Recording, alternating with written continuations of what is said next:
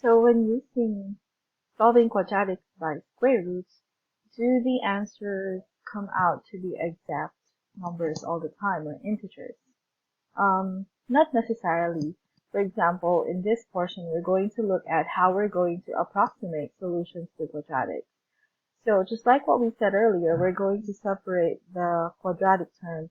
So if we have 4x squared minus 13 is equal to 15, move the 13 over and you'll get 4x squared is equal to 28.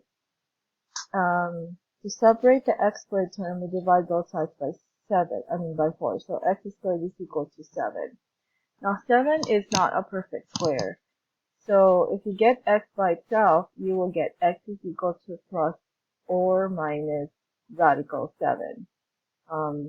Let's go to decimals.com and let's see how we can round that off to the nearest hundred.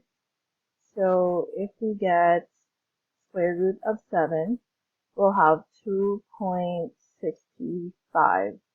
So going back here, we get x is equal to plus or minus 2.65.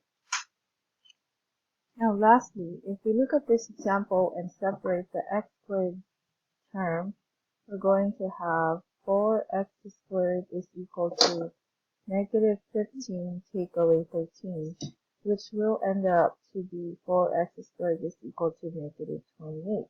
So dividing both sides by 4, we get x squared is equal to negative 7. Now, do we proceed with the computation? Well, if you square a number, the result will always be positive. So since the right-hand side is negative, this is not possible.